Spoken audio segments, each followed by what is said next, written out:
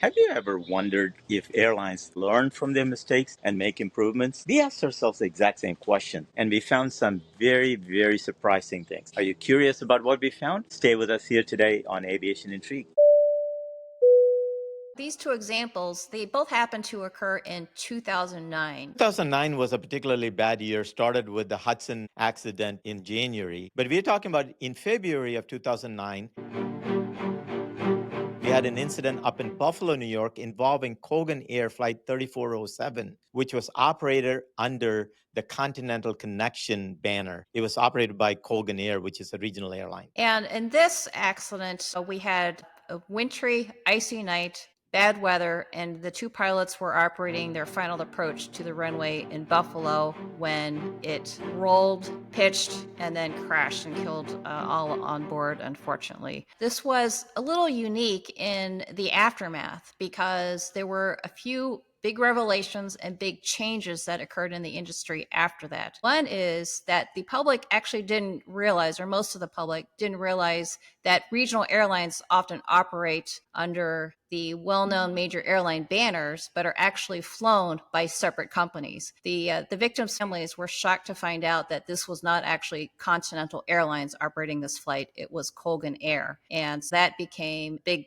issue about the disclosure, which I believe has improved in terms of people seeing the fine print and knowing that when they get that airline ticket, it may be operated by someone other than the airline. And the second biggest change, which we as pilots and in the training world deal with today, is called the 1,500-hour rule. Historically, you could enter an airline job, such as a regional airline like Colgan, with as little as 250 hours for an entry-level job. Congress passed a law in the aftermath of this to raise that to 1,500 hours of flying experience before you could have an entry-level airline job. And that created all kinds of changes into the early pilot careers. Anytime there's an accident, it's tragic, especially when there's loss of life. But this particular accident became a little bit of a landmark in the sense that both the airline industry and the government learned from it and started making some changes. But not all the changes are without controversy. For example, they implemented this 1,500-hour rule, which is a little bit of a controversial subject. It's a little bit controversial in the flight training world because it definitely sounds great on its face. Sure, we want more experienced pilots when they enter the airlines, and they also increase the certification level of all entry-level pilots to make sure that they get that airline transport pilot certificate, which again was not required for entry level. The changes that Congress made as a result of this for the 1,500-hour rule, which is a debate because you can still go fly, let's say, a small general aviation aircraft for 1,500 hours before you're qualified for that first airline job. And that doesn't necessarily give you the experience you need to, say, fly turboprops and jets for the airlines. And so there is a little bit of debate about what kind of experience some of the pilots are getting before they qualify. But at the same time,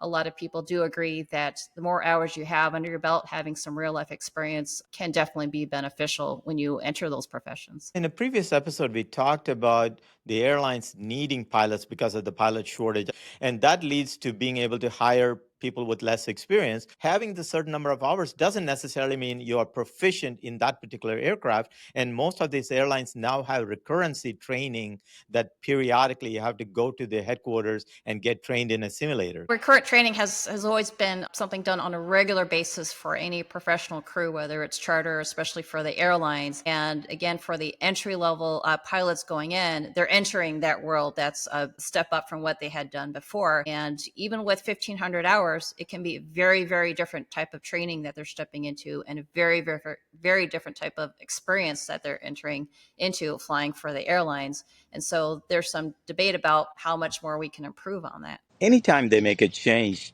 it's not always sustainable. Over the years, we tend to forget it. We recently had an incident with the Air India where, from the news report, it looks like one of the pilots had less than this 1,500 hours. So there's a little bit of a relearning that we have to continue to do. We will talk more about the Air India incident later on. To be clear, this was a change made for U.S. trained pilots and may vary in places around the world, but we'll definitely talk about that recent crash as well. So, as sad and tragic as it was with the Colgan Air crash in Buffalo, which was under very tough conditions, the experience matters a lot more than perhaps on a routine flight. That, along with fatigue in terms of pilot duty hours, I believe that was also adjusted in the aftermath of this crash. So there were several changes that were examined in the result of this crash, and that's what makes it the landmark accident it is, and people still talk about it today. Yeah, which honestly, as a passenger, is annoying because you're ready to get on a plane and they come and make an announcement that the crew is timing out. What does that mean? This is exactly what it is. The pilot and the cabin crew have a certain number of hours that they can work at a stretch. And at the end, they must stop and the new crew needs to substitute. And sometimes it causes major inconvenience to us as passengers. As annoying as that is, there are reasons for that because fatigue is cited as one of the top factors when mishaps do happen. And it was definitely a factor based on the reports on the Colgan crash. And so that's the reason behind it. And it's something that we all deal with. Have you heard about this landmark accident? Tell us in the comments. And if you haven't, are you aware of the fact that you can find out who's actually flying your airline? Oddly enough, that was not the last accident in 2009 that became a landmark accident. Something happened in June of 2009. Yes, just by coincidence, a few months later, this was the Air France Flight 447 in an Airbus A330, a wide-body jet. They were on a typical long transatlantic flight from Rio de Janeiro to Paris, and at cruise altitude, so in the 30,000 foot levels above the ocean, they went down and crashed into the ocean that night, killing all aboard. And that was a huge tragedy because around the world, the investigators wondered what happened. The Air France incidents also caused a few changes to occur. I understand it starts with the route itself. Yes, they reconsidered the route because that transatlantic route is known, being above the ocean, for turbulence, which I believe this flight had encountered, according to the reports, as well as icing and other bad weather. And it was, in fact, icing followed by a human error based on the circumstances of the aircraft not operating correctly that brought that airplane down. So, one of the big things that we deal with as pilots is this technology in the airplane. And in the previous episode, we have talked about different technologies. This particular airplane, the Airbus 330, is technologically a very advanced aircraft. Yes, and that's why this was so historic because of not just a simple phenomenon like icing bringing this airplane down and the human error that resulted from it, but the fact that in context, the Airbus A330 was a state-of-the-art fly-by-wire airplane, meaning it's mostly flown by computers. So you control the airplane by telling the computer how to control the airplane. You've got redundant instruments. You've got lots of messages to tell you if there's anything wrong with the aircraft, but yet it didn't save them in the end due to pilot error. So technology is very, very good. At the end, the pilot's information, the pilot's training, the pilot's decision making. Again, we talked about in a previous episode about good decision making from a pilot standpoint.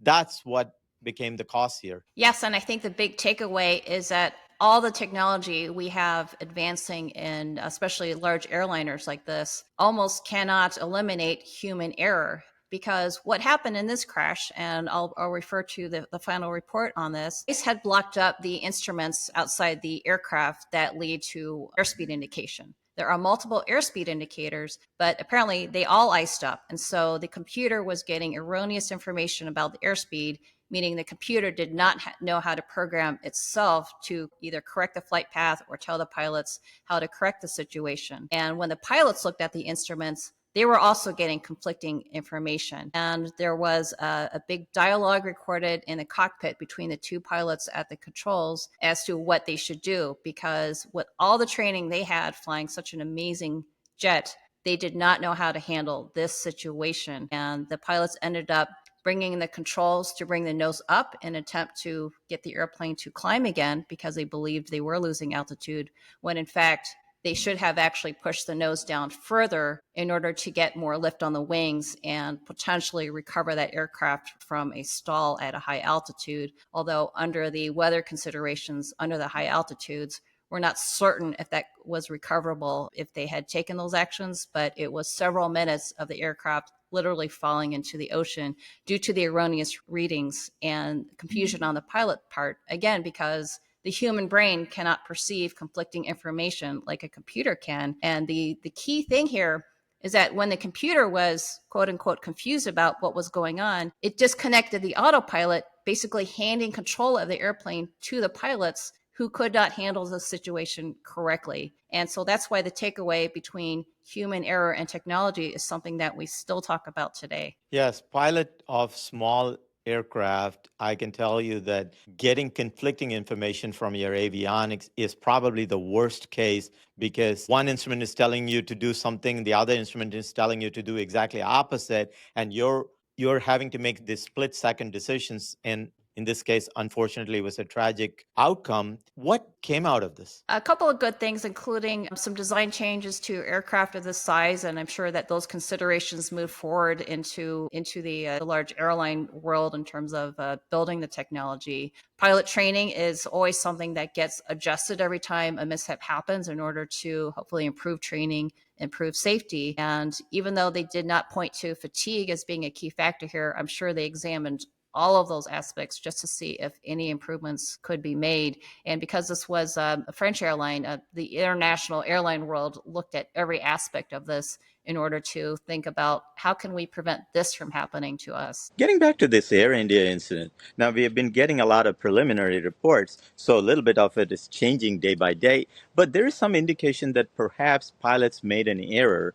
with the fuel tank settings, that perhaps they accidentally or otherwise turned off fuel supply, which would obviously result in that crash. So it sounded like from the early reports that it was a simple human error that had nothing to do with the technology on board. Again, just to underscore the fact that technology is fantastic, and technology often helps you recover from bad situations, but pilot training, pilot awareness, and quick decision making is extremely vital. And that's why the takeaways from these accidents, even when technology is good or bad, seems to just keep ending with the human element, right? There are so many things in training, awareness, and the simple human brain that go on that you wonder if you can ever train somebody out of any accidents whatsoever, but they definitely keep striving. It's not that different than automated cars, the self-driving cars that are coming out. The technology is getting there, but still that human element is there. That's precisely why we focus on the human element behind